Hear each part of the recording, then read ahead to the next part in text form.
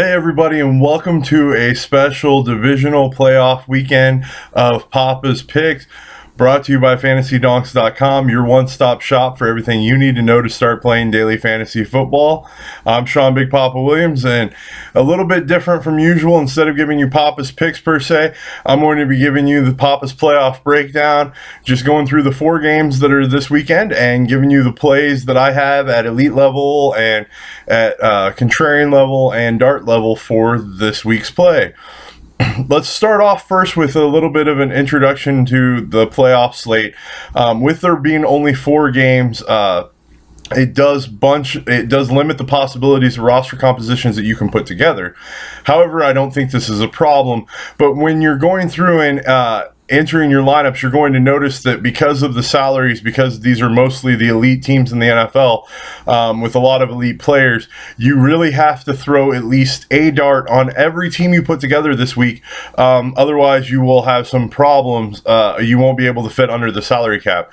So that's why I break down and give you, and we'll give you a few darts in each game that you could chance at and hopefully hit, so you can win the big money this weekend in the various tournaments. Let's first start off with the Ravens at Patriots. It's the first game on the slate Saturday. And the Patriots are 7-point favorites. The over-under in this game is 48 points. The Ravens are the second to last team in the NFL in allowing points to opposing teams' wide receivers. I like Brady to throw all over this Ravens team as long as the Patriots can hold off that Ravens pass rush, which seems to have found itself again the last few weeks of the season. That makes me a little bit hesitant on Brady, because if that Ravens D can get after him, the Ravens D would make a nice play that day, and Brady could have all kinds of issues. I don't think that's how the game flow is going to go in this game. I think Brady's going to be fine, but I just wanted to let you know that that is a possible scenario for this game.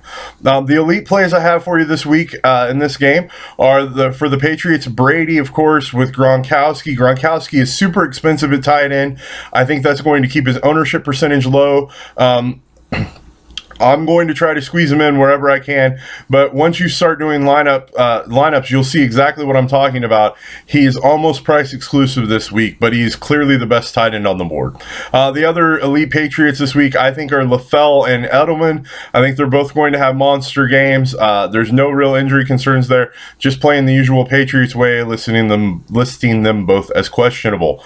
As for the Ravens, the elite plays are Joe Flacco, Owen Daniels, and Justin Forsett. Look, a lot of teams try to run on the Patriots. They're not as bad as they once were, but they are still susceptible to the run. And if you can run the ball effectively, that means you can keep Tom Brady off the field. Justin Forsett may have a big day. However, I'm a little down on him, as it looks like he doesn't have a lot of fuel left in the tank, and he just doesn't look like the runner he did a few weeks ago when he was putting up those great fantasy performances for your teams. Owen Daniels had a monster. He's my favorite of the cheap tight ends this week. And Flacco is 14 touchdowns to 0 interceptions in the playoffs in the last 2 seasons. In the last 2 postseasons he's been in. Flacco's just on fire in the postseason. I'm leaning away from Flacco for the most part because of the secondary of the Patriots. I like that secondary. But let's go to the darts for those games. And the darts is basically pick a wide receiver for the Ravens. Either Steve Smith or Torrey Smith could go off, but it's rolling the dice with either one of those guys. That's just the way the Ravens play. And for the running backs, for the Patriots, it would be to pick a running back and just hope that Belichick decides to go with the running back you select. I know that's terrible, but that's the reality of the situation for those 2 positions, one for each team. Now that we've wrapped up that game, let's move right along to Carolina at Seattle. This is the lowest over-under of the week. And it's at 40 points. The Seahawks are currently 11-point favorites, which means Vegas has the Seahawks winning at roughly 26-14. This game looks to be a defensive battle for the most part, and the Seahawks D is great at home, but the Panthers D has been the second best defense in all of football the last 5 weeks of the season. I'm playing mostly defenses on this game, but I can see this game going a couple of different ways. The first way that I think it could go down is that the Panthers are without their defensive star tackle, Star Latue. He's out with a broken foot, which could mean a big game for Marshawn Lynch. I think Seattle's D and Russell Wilson are the only elite plays in this game actually at all, and I like those three as the elite plays. If you want to go contrarian here, I think contrarian plays would be mostly the Panthers offense: Cam Newton, Jonathan Stewart, Greg Olsen, Kelvin Benjamin. And if you wanted a piece of the contrarian puzzle for the Seahawks, it would be Doug Baldwin. I just think that most people are going to stay away from this game to try to get their point scores. Where they're going to hit this game is going to be on defense and maybe a dart.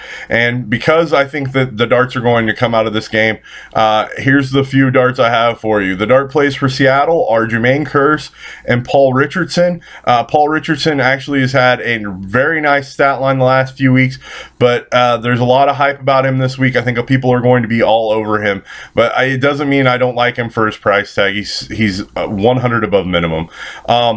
The Panthers dart throw here is Jericho Cotchery, and you just hope that he puts up one of his better games and that Cam Newton can actually hit the broadside of a barn this week. Those are the dart plays in that game. A lot of people are going to be staying off of it. You can pepper that game if you want to be unique in the tournaments this week. But now that we've got that wrapped up, let's move right along to Cowboys at Packers. This game has the over-under of 53, and the Packers are 6-point favorites. This game is going to be peppered with plays in the fantasy industry. The elites here are for the Cowboys, no surprise, Romo, Desi B, DeMarco Murray, and for the Packers, Rodgers, Jordy Nelson, Randall Cobb, and Eddie Lacy. Now, for some reason, I have a gut feeling that says that this is going to be a game where people own crazy amounts of quarterbacks and wide receivers, and what's going to happen is that both teams' running backs are going to go off and absolutely have monsters. I don't know why. This is a gut feeling that I have, and the reason why I have this gut feeling is I think it's because both quarterbacks are banged up. Romo has the back and Rodgers has the shin, and they're playing in extreme cold weather, which doesn't bode well for either one of those injuries. And both teams are going to be focused on keeping the opposing quarterback and offense off the field, which means ball control and running the ball early and often. I think this could be a game where both of these running backs just torch it fantasy-wise for people, and all the other players come in with lackluster performances.